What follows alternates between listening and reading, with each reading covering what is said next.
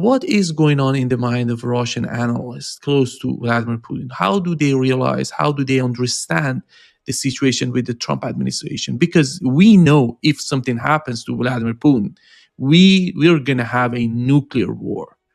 There is no way out. Whoever going to replace him, he's going to bring a nuclear war. He's going to attack London. He's going to attack all these decision makers in Europe.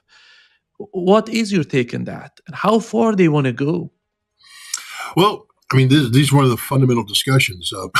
This is why I go to Russia, just so everybody understands, so I can have these conversations and talk to people. I just finished doing a very lengthy interview with Sergei Karaganov.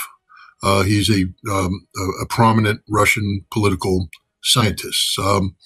He's a man who's very anti, Russian interaction with the West. He believes that Russia should pivot to the East and work with China, that there's no future for Russia in the West because the West is an untrustworthy negotiating partner. He's 100% correct.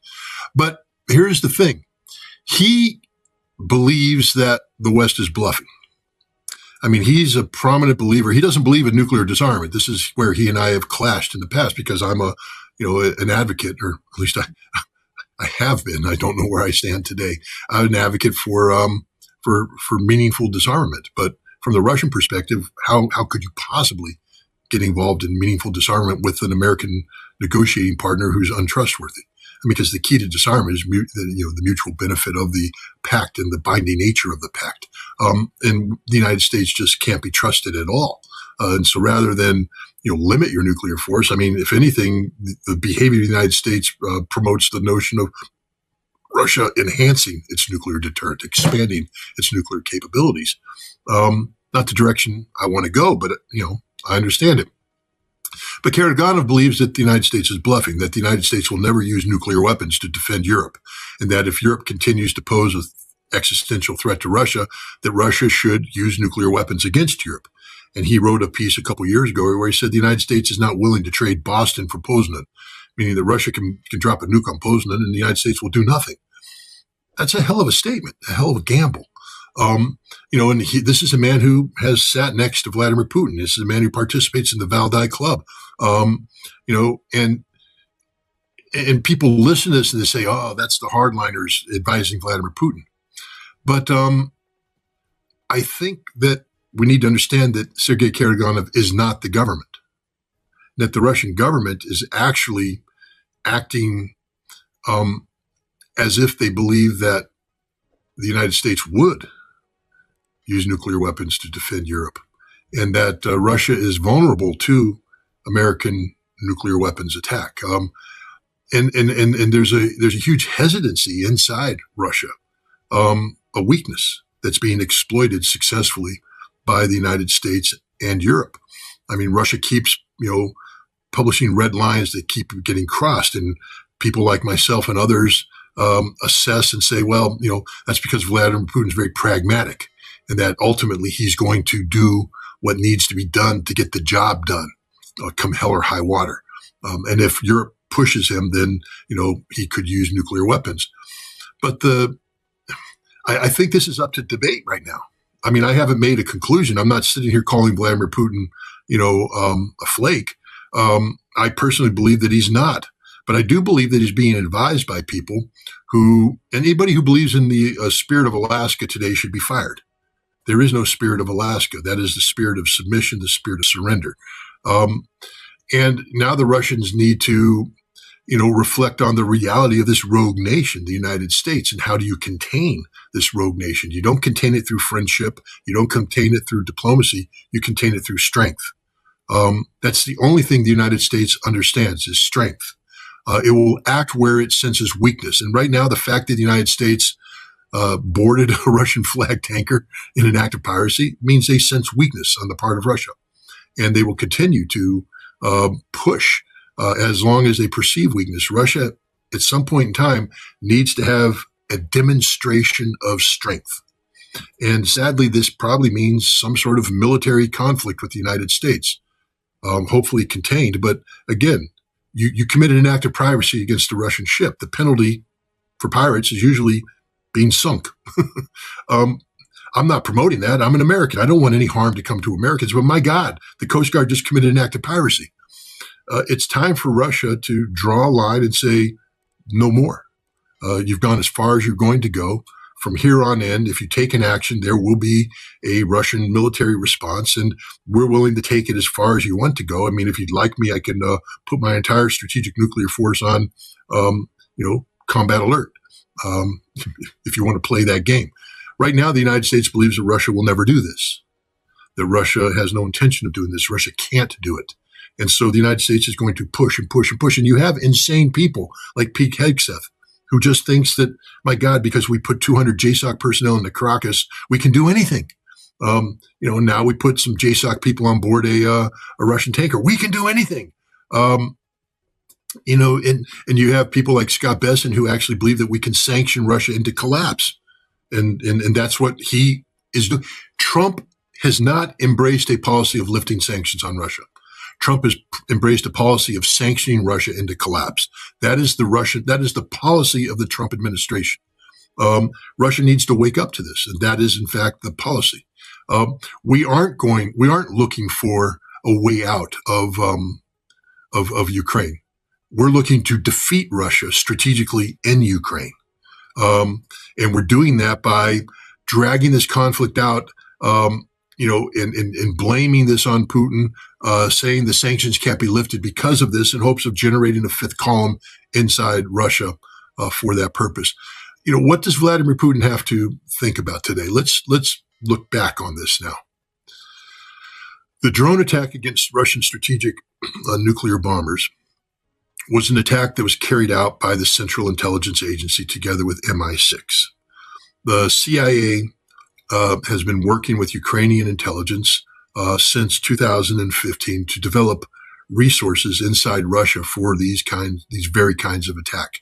To carry out an attack like this, it requires, the ability to identify facilities of interest, to be able to rent them, operate them under the radar, to acquire vehicles. Look, it's called advanced force operations. You're in Iran right now. You do know what we did in Iran before the failed hostage rescue attempt. We sent in a special operations team covertly. Dick Meadows led it. They rented warehouses. They rented trucks. They rented safe houses. And they drove these trucks around. They did reconnaissance. And basically, Delta Force was supposed to take helicopters, land outside of Tehran. The trucks were to meet Delta Force, and the Delta Force would be trucked in on Iranian trucks to the embassy, to the Ministry of Foreign Affairs, where they would launch their assault. And then the helicopters would come in, lift them out, take them to an airfield, they'd be seized by the Rangers, etc. But we had people on the ground in Iran doing this. Fred, I can't remember, Arouge, I think his last name was, he was an Air Force junior enlisted man at the time, Iranian, a Persian speaker. He was with them as a linguist. He got left behind. I mean, when the thing went bad, he got left behind. And Fred had to make his way out on his own. He made it to Turkey, but, if he got caught, death. I later met Fred. Fred became a helicopter pilot for Task Force 160 for the U.S. Army Special Operations Forces, and he flew missions with me in Iraq as a weapons inspector. But the point is, this is what we do. This is how we operate. The CIA and the British understand, again, the decade of 1990s, we bought everybody, especially the British. The British went out and bought everybody, and they put them on the payroll. And there is a significant system in place in Russia today that the CIA controls. These are safe houses. These are the ability to generate income if necessary under the radar. So you don't have infusions of capital that can be traced. You have people working, earning money, banking that money. So it's there in the system. So when you rent a warehouse, you're not receiving $10,000 from outside that's then used to rent away and raising a red flag. You're just another business person renting a warehouse. And that's what they did. And then they built a drone production factory. And next thing you know, they launched this attack against Russian strategic. This was a test of Russia. because Russia had published, a strategic nuclear doctrine that said if you attack our nuclear infrastructure, we're going to huff and puff and blow your house down. And Russia did jack shit. Russia went, oh, okay, we're going to shrug it off as a non-event. It was a test. Now, apparently, Donald Trump calls up Vladimir Putin, gets a phone conversation with him, and then says, hey, hang on, I'll call you back. and then authorizes a drone attack that could only have taken place with the CIA and support. And at the same time, just so you understand, we were hoping something would happen because the CIA had already worked with the New York Times and Wall Street Journal weeks in advance to prepare a story published that day. Guys, you do understand that didn't happen by accident. The New York Times published a piece that was based upon the CIA giving away deep, dark secrets about how they operate and what they're doing in Ukraine. And they published it the same day because it was supposed to be the CIA's plan, got Putin or scared Putin or make Putin run, but it's something that's been going on a long time. Instead, they had to modify saying, but we've been doing this. Vladimir Putin was targeted by Donald Trump. There's no other way to spin this. No other way to spin this. Donald Trump targeted Vladimir Putin. Maybe not with the intent to kill, because Trump's like, well, we didn't target his residence, just a facility nearby. So what signal were you trying to send, Donald, to strike a facility nearby that I can get you anytime I want to, and therefore you need to piss your pants every time America says jump? You need to say how high, Mr. President. Caligula, what do you want me to do? That was the signal he's trying to send to Putin. Now, apparently the Russians were smarter and they caught him out. And the Russians know. This is the thing. The Russians turned over a chip to the defense attachés that has data on it that proves that they were targeting Vladimir Putin, and it proves who was providing the intelligence. I mean, I could spend a long time telling you how this gets reverse engineered. The Russians handed over an intact chip, and they just said, we'd like you to take a look at it. But what the Russians are really saying is, we know everything. We know everything. We know what you did. All right, so now they sent that signal, but unless that's backed up with something, it's meaningless because Trump's, this cult of personality is surrounded by nothing but yes men. Ha ha ha, Mr. President, we almost got him. Good job, Mr. President. You sure showed him a thing or two. The CIA's patting itself on the back, head just saying, see how strong we are. Rubio's like, yeah, I'm not afraid of Russia, and all this stuff. You have to respect Vladimir Putin because he is a sober leader, a sober-minded leader, a pragmatic leader, but he's dealing with a madman, a literal madman, who right now there are no checks and balances to the actions of this madman. Again, I'm not here to advise the president of Russia, but I am here to tell him as an expert analyst, you're being played like a fool by the president of the United States. I hope you understand that, you accept it, and you take appropriate actions. But if you believe for a second that there's the spirit of Alaska, if you believe for a second that this is just the bad influences on Trump, that Steve Witkoff can appeal to the better side, Witkoff is part of the problem. He's not part of the solution.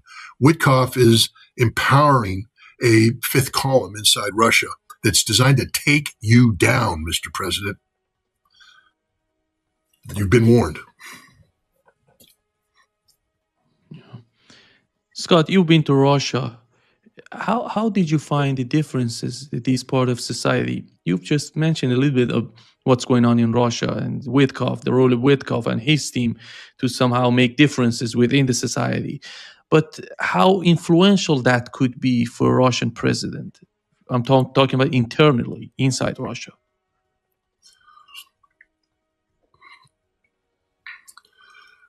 How could this be weaponized against Putin? Yeah, exactly.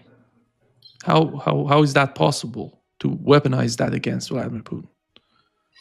Because we know the system. Let's say you're the governor of Novosibirsk Oblast region, your most powerful economic engine in Russia, and this opportunity that Witkoff is dangling out there, that Dmitry is dangling out there, has the the potential of, giving you the ability to control contracts, control development, and suddenly you're looking at your future going, man, Vladimir Putin is 70 some odd years old.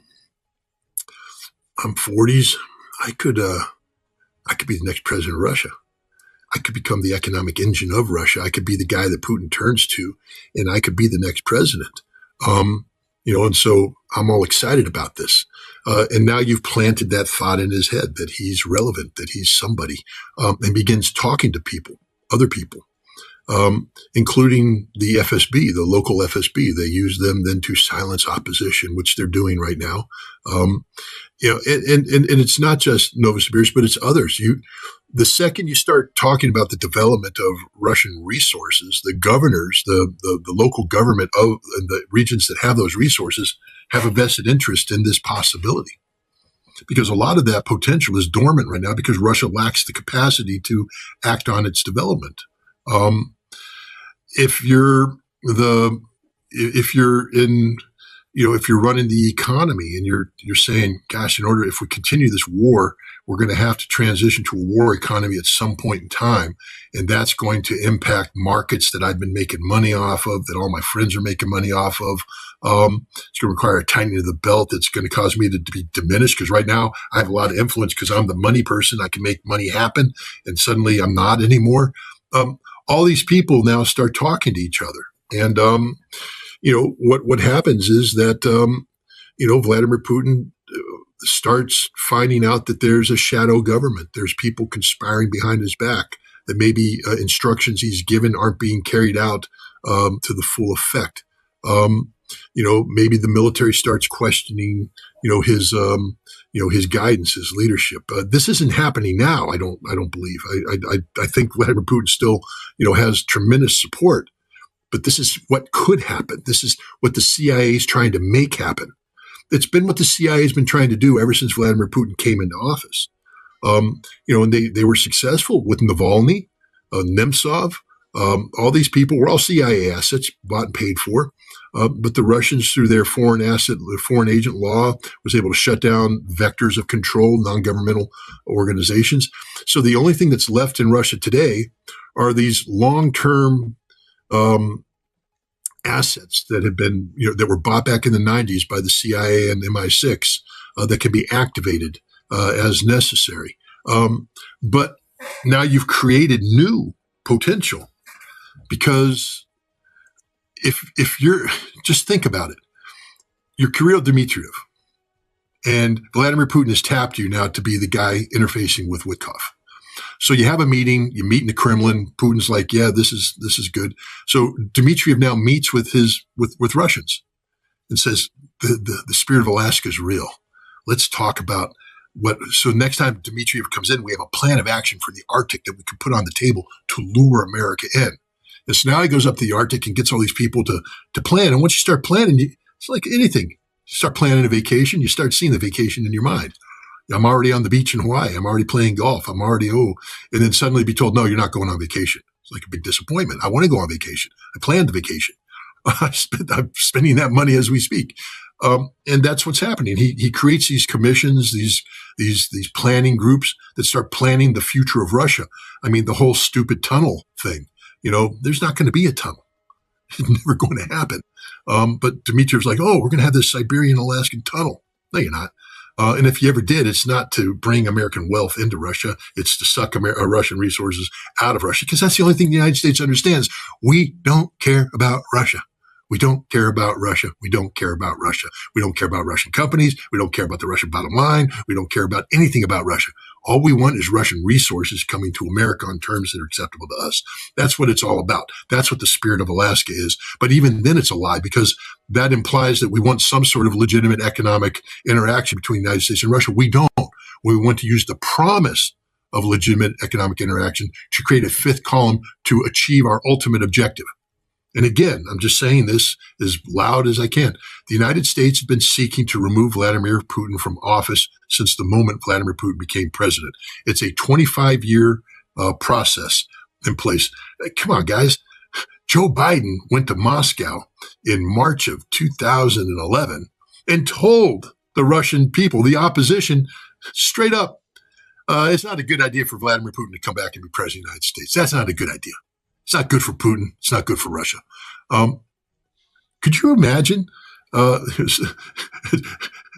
Dmitry Medvedev coming to the United States, and having a meeting in New York City with a bunch of bankers and stuff? Hey, it's not a good idea for J.D. Vance to run for president. Not a good idea. Not good for J.D. And not good for America. We think that the person that should be the person we pick. Our person. Americans would go, "Are you high? Get out of here."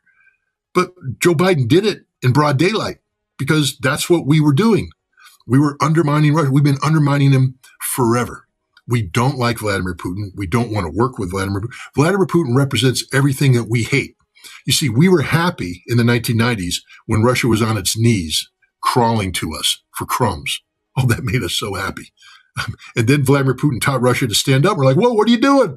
Russia's not allowed to stand up. We won the Cold War. Get back down on your knees, Russia. Behave, heal. And Russia went, no, we're going to stand up. And then Putin taught them to love themselves because there was a period of time in the 90s where Russia stopped loving itself. Russia went, oh, we're so bad. We're so inferior. We have to do what the West tells us to do. We have to be like the West. We want to be like the West. We want all the West stuff. Make us like the West. Please, we'll do anything to be like the West. But now Putin went, hey, Russia's one of the great civilizations. Why don't you start being proud of being Russian? And the Russians looked around and went, yeah, we're pretty cool.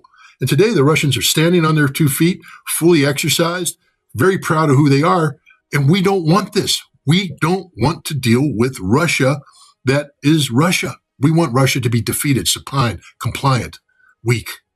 We can't handle a Russia that stands on its own 2 feet and says, we're proud of who we are. Because the biggest threat Russia poses now is the fact that they don't want to be like us. Because that's how we control the world. That's how American hegemony works.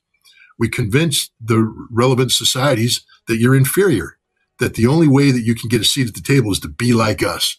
We did it in Iran. We're doing it in Iran. Come on, guys. All those fancy Western stores. Come on, Iranian women, because we know who runs Iran. It's the women, just like they run everything in the world. And you can get that nice dress. And you can wear this nice makeup at home, and you can do this, that, and the other thing. We can take you to London so you can go shopping and all that stuff. Just tell your husband, hey, those Ayatollahs, they got to go. And then the wife whispers in your honey, the Ayatollahs got to go. And then you get demonstration in the streets. That's a simplistic, comedic thing, but that's how it works. We play to the base desires of people. And instead of Iranian women waking up every morning going, I'm proud of being Iranian. I'm proud of my religion. I'm proud of my culture. I stand on my own 2 feet as a proud representative of Iranian society. See, that's what the West doesn't want. We want Iranian women going, I want to be like those ladies in London. I want to be like those ladies in Paris. I want to go to New York because Iran sucks. No, same thing in Russia. We don't want the Russians looking around going, I'm proud of Russia. I'm proud of being a Russia. I think Russia's great. We want Russians to go, oh, Russia sucks. We want to be like the West. We need American help. We need America to send in their advisors like they did in the 1990s so that our society collapses. This is the goal and objective of the United States government. It's not just what Trump wants. Trump just happens to have a bunch of maniacs in power now who believe they can actually follow through on this. But it's been what the United States has wanted for 25 years. And Vladimir Putin has to wake up to this reality. Look, I have to wake up to this reality. I'm the guy that just spent the last 2.5 years traveling to Russia promoting U.S.-Russian friendship. What a load of shit I was selling. Oh, America wants to be your friend. No, we don't, apparently. And as long as the American public is infected by Russophobia, you can't trust the American people. There's individuals like myself and others who believe in this, but we're informed individuals. But until you break through the Russophobic hold on how Americans receive their information through academia, through the mainstream media, through government propaganda, the American people are infected. I mean, the stupidity I read in your chat and every other chat, I don't blame just you. The stupidity of the people in here who know nothing of Russia but act as if they do because they read a tweet by by Steve Witkoff or something. They're dumber than shit. To know Russia, you have to go to Russia. If you haven't been to Russia, if you haven't, dived into that, you don't know shit about Russia. So stop pretending you do. But this is the problem. America is controlled by ignorant people. It's sustained by the minds of ignorant people who think they know something and they know nothing whatsoever. And as long as this system exists, why should Russia be friends with us? I mean, Russia should always hold the door open and say, if you want to accept Russia on Russian terms, Russia will be your friend. But I think the day of Russia waiting for the West to come on over is over. Shut the damn door. Make us knock. Don't hold the door open for us. Shut the door. Seal yourselves off. We're your enemy.